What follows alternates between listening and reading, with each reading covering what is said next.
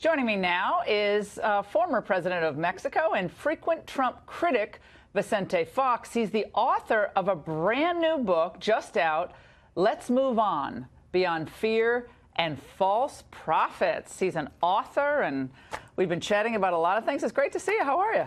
Welcome. A pleasure, Laura. Thank you for inviting me. Es un placer. And I said we were going to do the whole thing in Spanish, but it's not quite as good as I need to be to do that. But President Fox, you heard some of the monologue there. Your reaction to Trump at Davos. I mean, you have said everything from, you've compared him to Hitler, you've said he's an ugly American, rude, racist, going to start a war, not a real leader. 1 year into the Trump administration, the American economy is thriving, manufacturing is up, wages in some sectors are up, confidence is at an all-time high, African-American unemployment, 17-year low since it was recorded.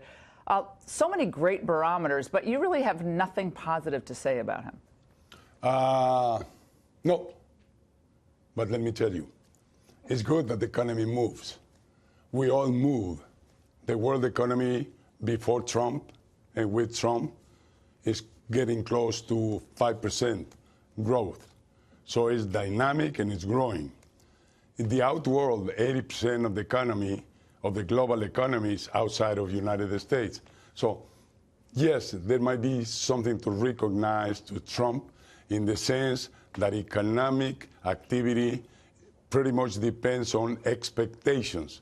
So we're still waiting to see that all of this comes to be true, and then the economy will keep on going.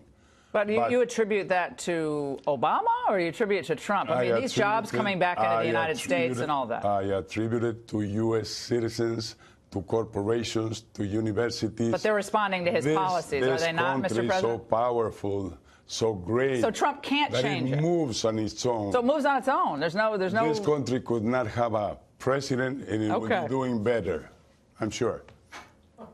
Okay, that's wild. Okay, that is wild. Well, look at Spain. I've got to think of the Spanish word for what I'm thinking. It's going to come to me. 6 months with Arrajos, and they grew up. All right, let's talk about the White House immigration proposal, an issue that you really care a lot about. It came out tonight. This is DACA.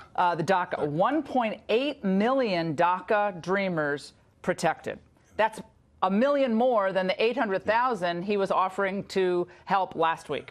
$25 billion for border wall and security, eliminate the visa lottery, change it. Those 50,000 a year would go toward the people now waiting in line to come legally, and keeping the nuclear family together, but ending the extended family chain migration. 1.8 million people given amnesty. Yeah, 1 million more than what he said last week, but 1,000,008 what he said 2 weeks ago. Here, I hope he gains credibility, because everybody doubts that that will happen. And my only concern is that it's conditioned to getting $25 billion US from Congress. So that makes me happy, because then Mexico is not going to pay for it. So US Congress and taxpayers are going to pay for that wall. Number two, it doesn't make me happy, because to exchange one young, dreaming person that expects a great future for himself, for $1, I would not exchange it. For 25,000, I would either exchange it. So I don't know why you have to tie up together these two things. Let's get those kids really supported. They want to stay here, and if not, we welcome them in Mexico. We would love to have them. They have university degrees, and they are great human talents. Now, on the case of the 25,000, how many good things you can do with 25,000? 25 billion. Walls don't work. Yeah, well, okay. Well, you've never been a big fan of the wall, to say the least. You've called Trump, again, rude, all these racist, all these things. Like he called us rapists and criminals. No, he didn't say that. He said, and when he announced he was running, he said they're sending a rapist. Then he said there are other people who are good people coming across. Who is sending? Who is sending? That's well, I think, that's a manner of speech. You have manners of speech in Spanish. We have different ways of speaking. But, I mean, you do understand that Mexico has a problem keeping her own people in her country, satisfying their economic needs, for the moment, satisfying their need to be safe from criminals. So they flee your country and come to our country. Why can't you keep your own people happy in your own country? You going to blame Trump for that, too? No, let me see, but I differ from you on this. NAFTA was created for that purpose, exactly for that purpose, to bring into Mexico wealth, jobs, so that migration will be reduced and eliminated. So why are we still getting so many Let me immigrants? tell you the real facts. When NAFTA started, you would make $1 on the Mexican side and $10 on the U.S. side. When NAFTA started, We got a $63 billion trade deficit with Mexico. Who would not learn to swim NAFTA's to go for going. $10 Yeah. instead of $1? Yeah. 25 years later, today, it's 5 to 1. So it has come from 10 to 1. We're subsidizing Mexico through NAFTA. No, not subsidizing. We're doing our own We work. can't do an hour on NAFTA because I want to get to some other things. Because NAFTA was supposed to fix all this. NAFTA is a great tool. And I hope NAFTA's been great for you. You have a $63 billion trade surplus with us. It's awesome for you guys. Sorry. Not good for American car manufacturers. Look at the profits of GM, Chrysler, and every U.S. company in Mexico. Look, they can move their profits they return to United States. They can move their companies any day of the week they want to Mexico. If they want to do that, they can do that. But our policies are no longer going to encourage that. That's what President Trump says. But let's take farming. Farming. Yeah. We import $40 billion US it's a small percentage compared to the heavy manufacturing. But it's 3 million farmers in the United States that live out of that. Yeah, Big Agri wants to do more of that. No doubt about it. Let's go back to what Newsweek said about you when you were president. This was back in 2006.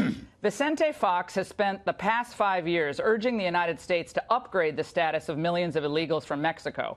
Meanwhile, his own government has given legal status to only 15,000 foreigners without papers. You deported 140,000 in 2003, you deported 120,000 in 2002, and from 2002 to 2006, the number of detainments and deportations was up 74%. So you're trashing the United States for deporting Mexicans and other people from our country. We don't do that much. And meanwhile, you were deporting plenty of people, and you had lots of problems with the way immigrants were treated in the early part, especially of your tenure. Yes, that is true. And those people are my heroes. And they contribute to this economy like nobody else or like everybody else. Who's your heroes? I'm not following. Paisanos, my dear Hispanic paisanos, Mexicans here in the States. But why did you deport? Why did you only give legal status when you were president to illegal immigrants in your country to only 15,000 people? Because we didn't have the capacity. Because we're 1/10. But you're a humanitarian, economy. And Trump is Hitler. So why? And I try to do as much as possible. So you could only bring it. You could only give 15,000. You had to get rid of all these hundreds and hundreds of thousands of Guatemalans. Trump. No, but you were the president of Mexico. Oh, yes, you got poor grades for the way you treated migrants. Today, Mexico is full employment. Would you believe that? Well, that's because you guys have a $63 billion trade deficit with our country and a trade deficit with Canada as well. Because we work NAFTA. Yeah, you work NAFTA, but it's going to be renegotiated. Are you happy about that? Do you remember the times when the United States would force all of us to open our markets from World War II until the year 2000? Why does and that's why this nation grew so much by trading with the rest of the world. Yeah, well, China has the $360 billion trade deficit. That was the best that could happen. Mr. President, I am not denying that NAFTA has been great for Mexico. No, we actually have to. States.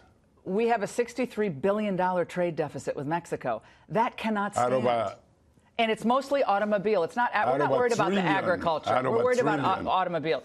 My question to you is. What about China? Why don't you do the same thing with China? We're in the process. India. We're doing it all. Do you know how many jobs you lost Trump with is India? doing it all. You know what I love? I'm going to say, with all of your movies, like you gave the middle finger to Trump, and you're like a distinguished elder statesman, and you're doing videos where you're putting up the middle finger to the president, saying F this, F that.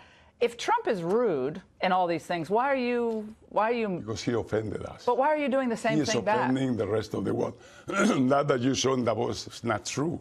It's diplomacy. Oh, really? It's diplomacy. It's presidents. He's offending the rest of the world by America coming back stronger. Well, if that's offending the rest of the world, I'm not really worried about the rest of the world being offended. They didn't like Reagan, did they? They didn't like Reagan. Remember what they called him? We love Reagan. You did, but the rest of the world didn't. Us. No, we love them. We have a lot of Mexicans living in the United States. Why is that an offense to you? I love the Mexican people. I just want the immigration needs to work for our country just like it needs to work with you. To Trump. So he should love Mexico. 1.8 million Dreamers amnesty. You'll like that? Yes, but not conditioned to $25 million US. Should we have any border with Mexico at this point? Do we need a border? Really? There is no choice. Okay. But you would prefer not to have We're a border. neighbors. Okay, so we shouldn't have a border. God didn't create borders. Do you have a fence at your We house? shouldn't have a border like you don't have with Canada. Do you have a fence at your this house? This will happen in this next generation. Okay. Because we are going to be on a one-to-one. We'll see. I love the fact that you adopted your 4 children. That is so admirable. I love it. Congratulations to you for So we have that in your 3 common. children. 3 and 4. Good to see you. All right.